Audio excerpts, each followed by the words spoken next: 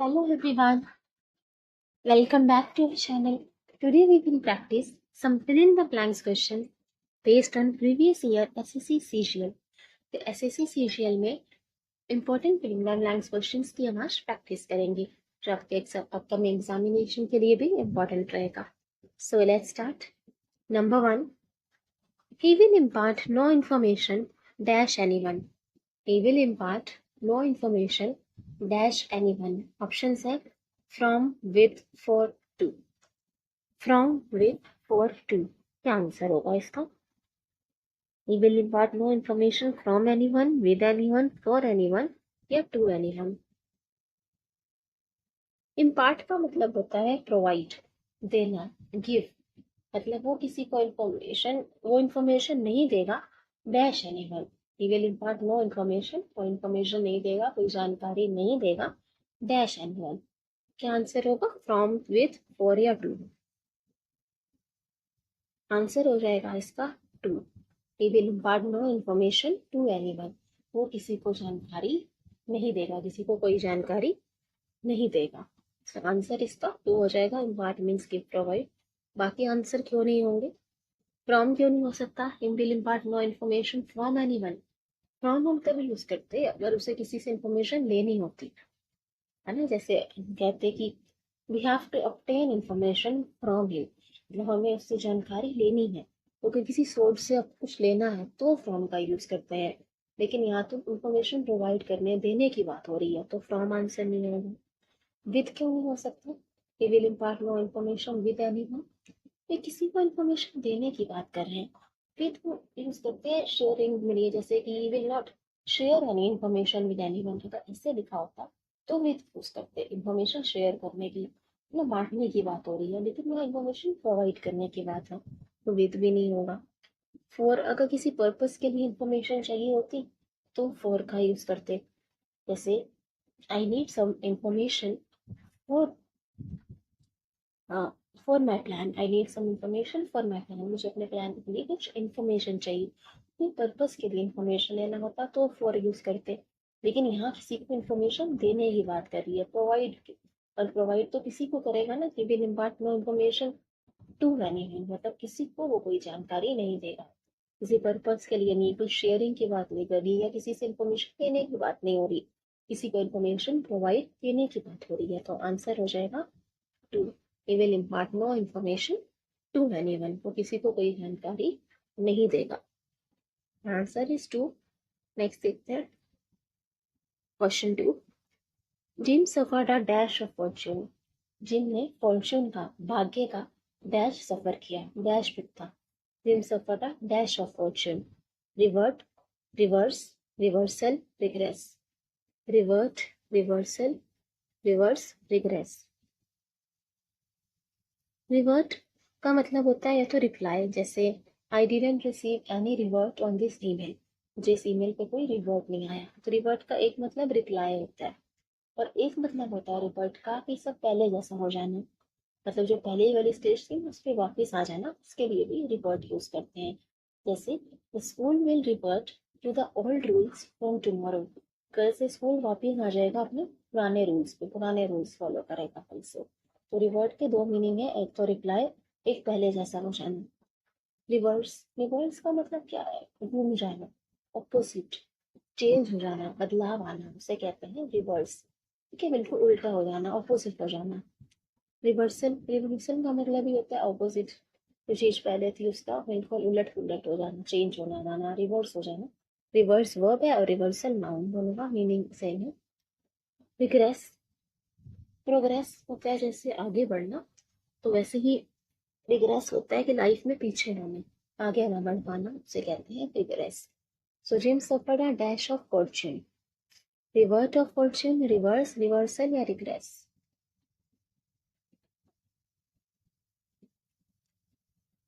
देखो आंसर इसका होगा रिवर्सल. रिवर्सल कि जिनमें सफर किया, रिवर्सल ऑफ फॉर्च्यून. तो उसका फॉर्च्यून था, जो भाग्य था, बिल्कुल बदल गया. जो पहले था उससे बिल्कुल ऑपोजिट हो गया. तो आंसर रिवर्सल होगा. अब यहाँ पे आ लिखा है आर्टिकल एंड ए आर्टिकल, और आर्टिकल के बाद हमेशा नाउन आता है. आर्टिकल आर्टिकल के बाद हम नाउन यूज करते हैं, हमने आर्टिकल्स में डिस्कस किया था। आर्टिकल के बाद नाउन का यूज होता है। और रिवर्स जो है वो वर्ब है। Can you please reverse this? Reverse का मतलब वर्ब होता है, तो रिवर्स हमारा आंसर नहीं हो सकता। रिवर्ट क्यों नहीं हो सकता? देखो, रिवर्ट भी ऐसे वर्ब है, मैं भी बता दूं, रिवर्ट का मतलब तो रिप्लाई करना होता है, क्वेश्चन को रिप्लाई थोड़ी करेगा। और पहले जैसा हो गया, एक और मतलब होता है रिवर्ट का, पहले जैसा हो जाना। पर उसने तो सफर किया क्वेश्चन की वजह से, तो मतलब उसका क्वेश्चन उलट पुलट हुआ, चेंज हुआ, तो रिवर्ट भी आंसर नहीं होगा। रिग्रेस, रिग्रेस का मतलब होता है पीछे हो जाना, प्रोग्रेस नहीं कर पाना।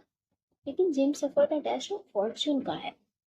इंसान प्रोग्रेस करेगा ना, तो अगर प्रोग्रेस करता है तो कोई इंसान करता है या कोई प्लान करेगा।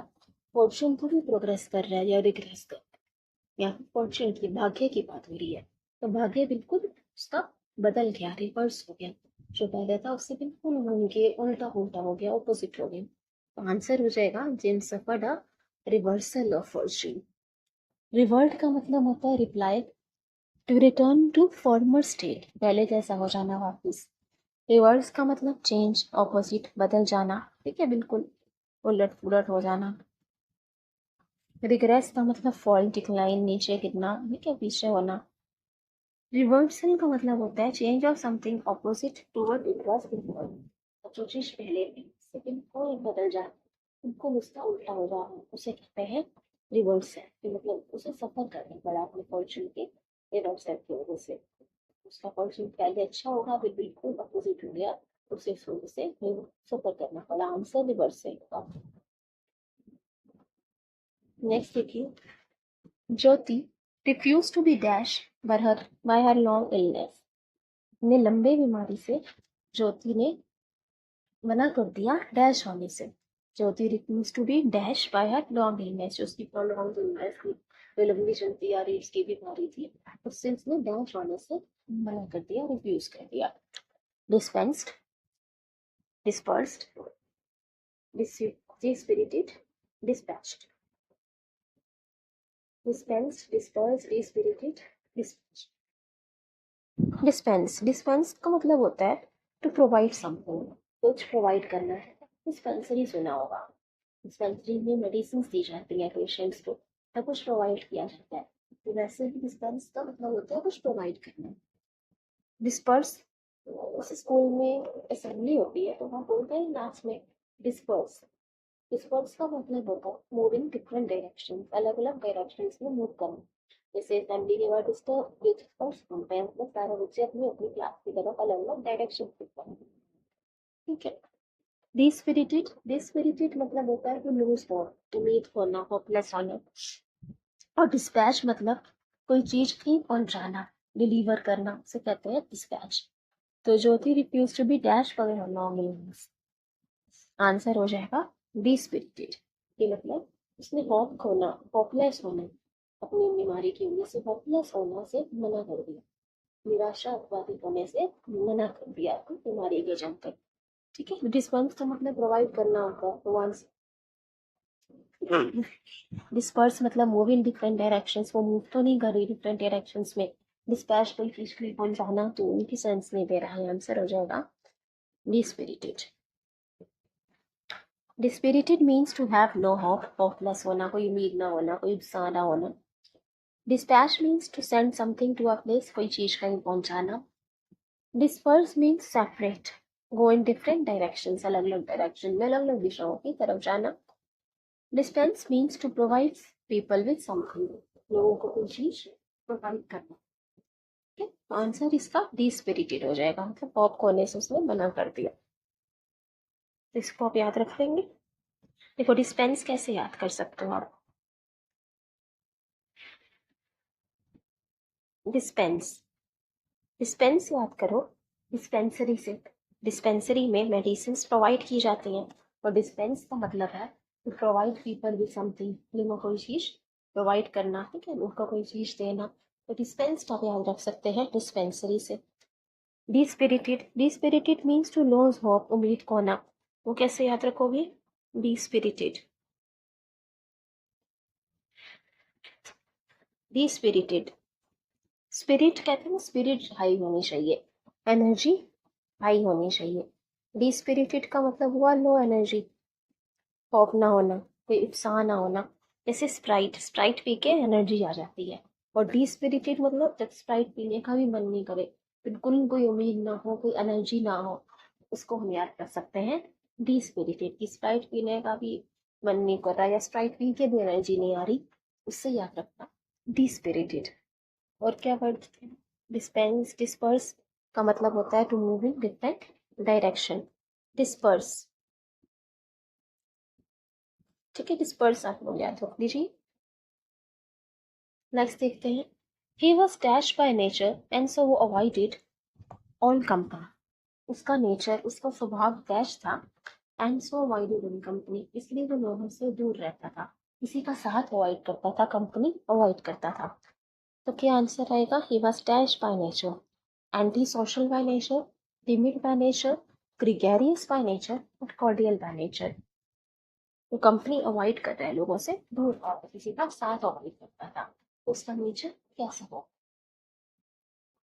एंटी सोशल, एंटी सोशल का मतलब होता है जिसको लोगों का साथ पसंद ना हो। ठीक है, जो लोगों के साथ इसको अच्छा नहीं लगता है, ये मतलब होता है। टिमिड का मतलब होता है वीक, नर्वस, जो घबरा जाता है। ग्रिगेरियस, ग्रिगेरियस का मतलब क्या होता है? सोशेबल, जो ग्रुप में रहना पसंद हो। ग्रुप से वर्ड आता है ग्रिगेरियस, ग्री से मतलब ग्रुप, जिसको ग्रुप में रहना पसंद हो। और कॉर्डियल का मतलब प्लीजेंट एंड फ्रेंडली, जो अच्छे से सबके साथ फ्रेंडली रहता हो, अच्छे से बात करे। So he was dash by nature and so avoided all company. वो कंपनी अवॉइड कर रहा है, लोगों से दूर रह रहा है। तो आंसर क्या होगा? आंसर हो जाएगा टिमिड। टिमिड नेचर था उसका, मतलब वो थोड़ा वीक था, नर्वस हो जाता था, घबरा जाता था, इसलिए वो लोगों से दूर रहता। आंसर इसका हो जाएगा टिमिड। ग्रिगेरियस का मतलब होता है सोशेबल, फ्रेंडली, इसको लोगों में रहना, ग्रुप में रहना अच्छा लगता हो। टिमिड का मतलब होता है वीक, शाय, नर्वस, जो शर्माता हो, वीक हो, घबरा जाता हो। Anti social, who doesn't like to be with other people, जिसे लोगों के साथ रहना पसंद ना हो। और कॉर्डियल का मतलब होता है फ्रेंडली, प्लीजेंट, मैत्रीपूर्ण, प्लीजेंट, जो अच्छे से रहता है सबके साथ। तो आंसर इसका टिमिड हो जाएगा। ठीक है, बाकी वर्ड से ग्रिगेरियस, ग्रिगेरियस हमने देखा जिसको ग्रुप में रहना पसंद, ग्री मतलब ग्रुप से ही आता है ये वर्ड, ग्रिगेरियस, इसको ग्रुप में रहना पसंद हो। इसे आप ऐसे भी याद रख सकते हो, जो लोगों से घिरा रहता हो, जो लोगों से घिरा रहता हो, सोशेबल है, जो सोसाइटी के साथ रहता है, लोगों से इंटरेक्ट करता रहता है, लोगों से घिरा रहता है, ग्रिगेरियस है। ठीक है, और क्या था? कॉर्डियल, कॉर्डियल, कॉर्डियल मतलब जो दिल से सबके साथ कोऑर्डिनेट करो, तो सबके साथ मिलजुल के रहे, सबके साथ कोऑर्डिनेट करे। कोऑर्डिनेट से आप याद रख सकते हैं, कॉर्डियल, जो सबके साथ कोऑर्डिनेट करे, मिलजुल कर रहे, से हम कह सकते हैं कॉर्डियल। सो आंसर हो जाएगा इसका टिमिड। नेक्स्ट देखते हैं, the United Kingdom dash England, Wales, Scotland and Northern Ireland.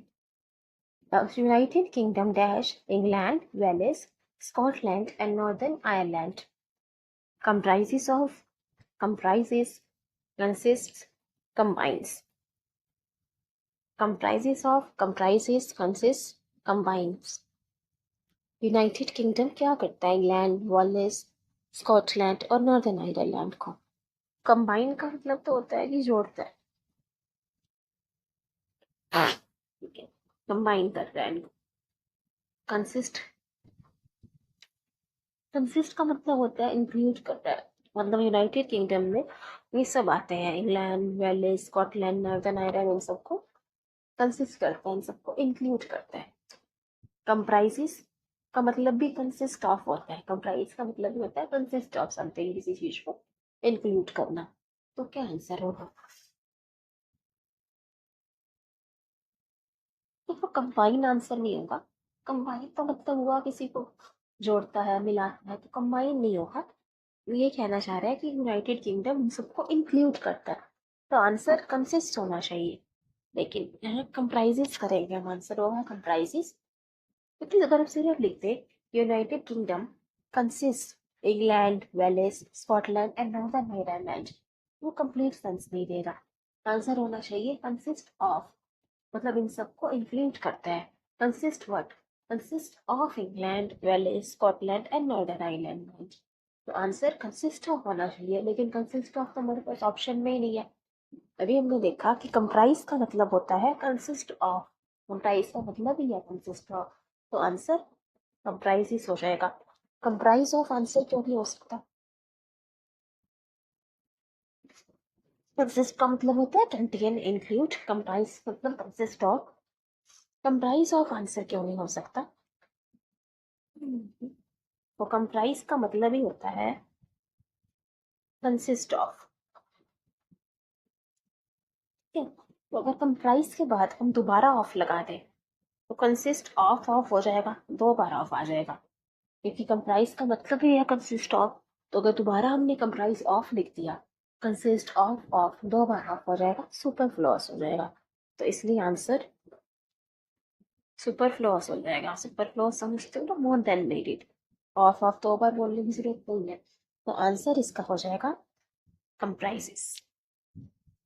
Next देखिए, ships are dash by giant engines, जो बड़े बड़े इंजन्स हैं वो शिप को डैश करते हैं। Ships are dash by giant engines, driven, sailed, pulled, dragged. Driven, sailed, pulled, dragged.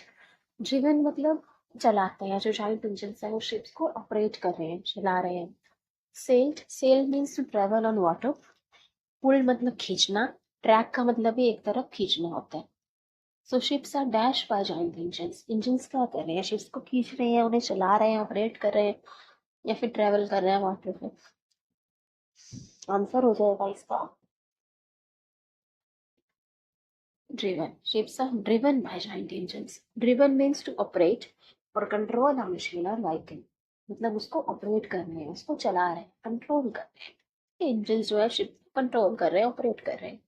Cell का मतलब तो होता है टू ट्रेवल ऑन वाटर, और ड्रैग का मतलब खींचना, और पुल का मतलब भी खींचना हुआ। तो शिप इंजन शिप को खींच थोड़ी रहे हैं, उनको वो ड्राइव कर रहे हैं। Ships are driven by giant engines. या पैसिव वॉइस का यूज किया है, इसलिए वर्ब की थर्ड फॉर्म लगाई है ड्रिवन।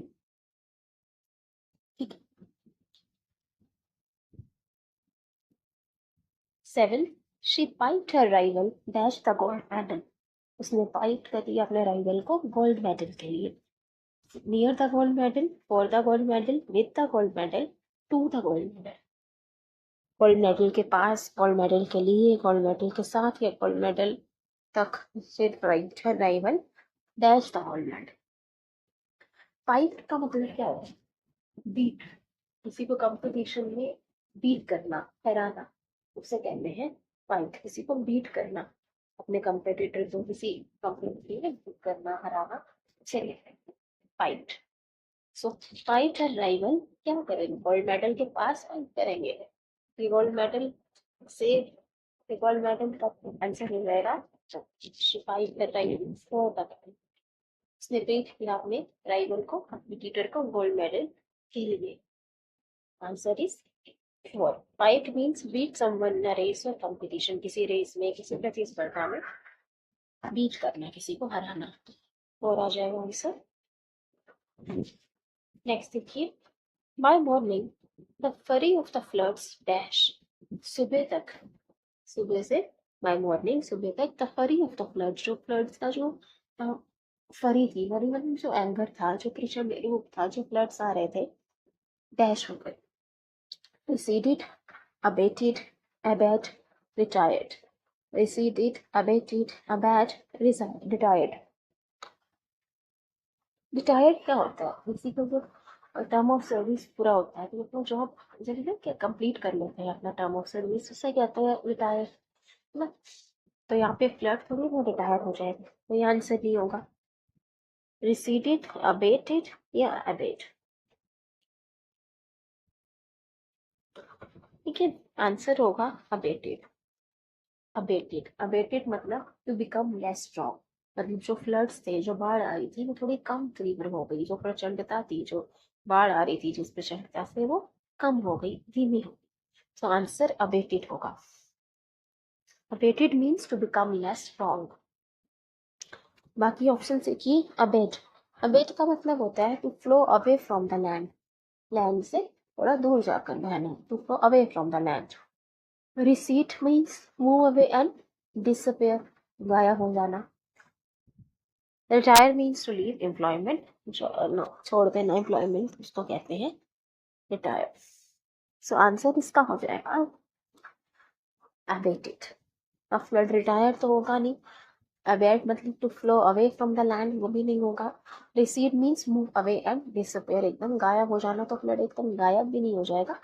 अबेटेड इसका आंसर होगा। ठीक है, ये उसकी तीव्रता थी वो कम हो गई, लेस स्ट्रॉन्ग हो गई। बाकी यहाँ ऑप्शंस थे रिसीडेड, रिसीडेड कैसे याद करेंगे। रिसीडेड, रिसीडेड का क्या मतलब है, to move away and disappear. कई बार होता है ना कि कोई रिसीट दी लेके भाग जाते हैं पैसे, कहीं लोग रिसीट दिए बिना पैसा ले लिया, लेकिन रिसीट दिए नहीं, काम करने की रिसीट दिए बिना वो लोग भाग गए, गायब हो गए। सो इसको आप याद रख लो रिसीट से, रिसीट, रिसीट देने बिना ही रिसीट हो गए। Recede means to move away and disappear. बाकी अबेटेड का मतलब तो होता है to become less strong. Next देखिए, work should be guided by some dash desire of altruism and dash, जो हमारा काम है वो गाइड होना चाहिए by dash desire of altruism and dash, false honesty, genuine philanthropy, shallow ability, good liberty. Work should be guided by some dash desire of altruism and dash. altruism क्या होता है, ये सबकी जो मदद करते हैं ना, बेनोवलेंट काइंड, सबकी हेल्प करना, उसे कहते हैं एल्ट्रुइज्म। तो क्या आंसर होगा, फॉल्स का मतलब तो देखो नकली होगा, और यहाँ पे हम एल्ट्रुइज्म अच्छी अच्छी बातें कर रहे हैं। वैसे भी फॉल्स और ऑनेस्टी तो ऑपोजिट हो जाएंगे। अगर हम कहें work should be guided by some false desire of altruism and honesty, altruism और ऑनेस्टी तो अच्छे अच्छे हो गए पॉजिटिव, और फॉल्स मतलब तो नकली हो गया, तो ये आंसर नहीं होगा। Shallow desire of altruism and ability, shallow का मतलब होता है नॉट सीरियस, वैसे शैलो का मतलब होता है नॉट डीप, जो पानी रिवर ज्यादा गहरा ना हो उसे हम कहते हैं शैलो। शैलो पॉइंट मतलब जो ज्यादा गहरा नहीं है। लेकिन शैलो का एक और मतलब होता है कि ऊपर ऊपर से किसी चीज को लेकर बिल्कुल सीरियस ना होना, खोखला, उसे भी कहते हैं शैलो। तो एक तरह से नेगेटिव वर्ड हो जाएगा। So word should be guided by some shallow desire of altruism and ability. Shallow मतलब हो गया नॉट सीरियस, खोखला, ऊपर ऊपर की बातें, तो ये भी आंसर नहीं होगा, क्योंकि shallow negative, ability altruism positive हो जाएंगे। Good Dzire of altruism and liberty, देखो ये पॉजिटिव तो है गुड और लिबर्टी, लिबर्टी का मतलब हो गया फ्रीडम, आजादी, स्वतंत्रता। लेकिन यहाँ सेंटेंस में बात करी जा रही है एल्ट्रुइज्म की, लोगों की मदद करना, परोपकार करना, तो वैसे ही कुछ सिमिलर वर्ड हमें चाहिए। तो हमारा आंसर हो जाएगा जेन्युइन फिलैंथ्रोपी। फिलैंथ्रोपी का मतलब क्या होता है, फिलैंथ्रोपी का मतलब ये होता है टू हेल्प मैनकाइंड, मैनकाइंड के अच्छे के लिए काम करना। फिलैंथ्रोपिस्ट होते हैं हु लव्स मैनकाइंड, जो लोगों से प्यार करते हैं, मानवता से प्यार करते हैं, लोगों को ढूंढने करते हैं। तो अल्ट्रुइज्म फिलैंथ्रोपी जो सिनोनिम्स है, तो ये बेटर आंसर हो जाएगा हमारा option number 2। We should be guided so by some genuine desire of altruism and philanthropy. ठीक है, ये वर्क है वो गाइड होना चाहिए भाई जेन्युइन डिजायर, जो जेन्युइन डिजायर हो, असली डिजायर हो, बनावटी ना हो। और एल्ट्रुइज्म मतलब लोगों की मदद करना, और फिलैंथ्रोपी सबसे प्यार करना, सबकी हेल्प करना। तो आंसर इसका ऑप्शन 2 हो जाएगा। बाकी मीनिंग देख लेते हैं। शैलो का मतलब होता है नॉट डीप, नॉट सीरियस, मतलब खोखली बातें करना, किसी चीज को लेकर आप सीरियस नहीं हो। ठीक है, पानी के लिए इसका मतलब नॉट डीप होता है, ज्यादा गहरा पानी नहीं है, लेकिन इस सेंस में नॉट सीरियस आया है। लिबर्टी का मतलब स्वतंत्रता, फ्रीडम। जेन्युइन मीन्स रियल, असली। फिलेंथ्रोपी का मतलब होता है feeling of helping others in need, दूसरों की मदद करना, जरूरतमंद की मदद करना। ठीक है, परोपकार, फिलेंथ्रोपी। फिलेंथ्रोपी कहते हैं ना वो लव्स मैनकाइंड। और अल्ट्रुइज्म का मतलब है सेल्फलेसनेस, मतलब अपने बारे में मत सोचना, दूसरों के बारे में सोचना, ठीक है, उसे कहते हैं एल्ट्रुइज्म। आंसर हो जाएगा option 2, work should be guided by some genuine desire of altruism and philanthropy.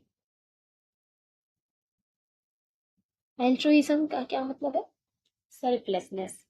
Altruism मतलब अपने बारे में ना सोच के दूसरों के बारे में सोचना, सेल्फलेस होना। मतलब जिनको लगता है कि सब लोग सच्चे हैं, ऑल ट्रू, ऑल ट्रू है, सब लोग सच्चे हैं, तो वो क्या करते हैं, अपने बारे में ना सोच के सबके बारे में सोचते हैं, सबकी मदद करते हैं, क्योंकि उन्हें लग रहा है वो लोग सच्चे होते हैं, तो उन्हें लगता है सब सच्चे हैं, ऑल ट्रू है, तो सबकी मदद की जाए, ठीक है, सेल्फलेस होते हैं ऐसे लोग, अल्ट्रुइज्म। और फिलैंथ्रोपी तो आपको पता है, आप याद रख लो उसे परोपकार से, फिलैंथ्रोपी को परोपकार से याद रख सकते हो। और फिलैंथ्रोपी का मतलब भी होता है, फाइल का मतलब लव, और anthro means Mankind, so lover of Mankind, जो मैनकाइंड से, मानवता से प्यार करे, तो उसको आप रूट वर्ड से कर सकते हो। फाइल का मतलब लव होता है, और एंथ्रो का मतलब Mankind, so lover of Mankind is philanthropist. Next देखते हैं last question. Crysta stories dash me very strongly. Crysta की जो कहानियां हैं, जो स्टोरीज हैं, वो मेरे को डैश करती हैं very strongly. Effected, affected, afflicted, changed. Effected, affected, afflicted, changed. Effected me, affected me, afflicted me और चेंज्ड मी। क्या किया क्रिस्टा की स्टोरी ने? मुझे बदल दिया, मुझे अफ्लिक्ट किया, इफेक्ट किया या इफेक्ट? आंसर हो जाएगा अफेक्टेड। मतलब क्रिस्टस की स्टोरीज ने मेरे पर प्रभाव डाला, अफेक्ट किया। Answer is option 2, affected. बाकी क्यों आंसर नहीं हो सकते देखते हैं। देखो, इफेक्ट का मतलब होता है रिजल्ट, EFFECT। इफेक्ट का मतलब है रिजल्ट, परिणाम। और यहाँ पे तो हमें वर्ब चाहिए। Crysta stories dash me very strongly, मुझे उसने डैश किया, मतलब यहाँ पे हमें इफेक्ट की बात नहीं कर रहे, रिजल्ट की बात नहीं कर रहे, कोई काम किया, कोई कार्य किया, तो यहाँ पे हमें वर्ब चाहिए। और ये इफेक्ट तो नाउन होता है, इसका मतलब रिजल्ट है। और EFFECT इफेक्ट का वर्ब होता है, इसका मतलब होता है प्रभाव डालना, तो इफेक्टेड आंसर नहीं होगा। चेंज की मीनिंग पूरी तरह चेंज करना तो मुश्किल है, सॉरी, इसका इफेक्ट अफेक्टेड होगा, ठीक है। एफ्लिक्ट आंसर क्यों नहीं हो सकता? एफ्लिक्ट का मतलब होता है टू कॉज समवन पेन और सफरिंग, किसी को दर्द देना, ठीक है ना, तो वो होता है एफ्लिक्ट। स्टोरीज ने मुझे एफ्लिक्ट कर दिया, मुझे तो ठीक नहीं लग रहा, आंसर हो जाएगा अफेक्टेड। टू इन्फ्लुएंस समबडी और समथिंग, प्रभाव डालना, आंसर अफेक्टेड होगा। एफ्लिक्ट का मतलब होता है टू कॉज समवन पेन और सफरिंग, किसी को दर्द देना, सफरिंग देना, पीड़ा पहुंचाना, उसे कहते हैं एफ्लिक्ट, ठीक है। एफ्लिक्ट कैसे याद करोगे? किसी की फीलिंग से याद रखना, फीलिंग को हर्ट करना, एफ्लिक्ट। फीलिंग के साथ खेलना, फीलिंग के साथ क्रिकेट खेलना, एफ्लिक्ट। फीलिंग के साथ क्रिकेट खेलना, किसी की फीलिंग को हर्ट करना, किसी को दुख दर्द पहुंचाना, सफरिंग देना, पेन देना, तो फीलिंग को हर्ट करना, इसे आप याद रख लेना, afflict. So afflict means to cause pain और सफरिंग, आंसर इज अफेक्टेड, ठीक है। तो आज हमने कुछ fill in the blanks discuss किए, बाकी नेक्स्ट वीडियो में कर लेंगे। Hope you like it and understood. Thank you everyone. Thanks for watching. See you soon. Remaining हम next class में कर लेंगे. Thank you. If you have any queries, please feel free to ask.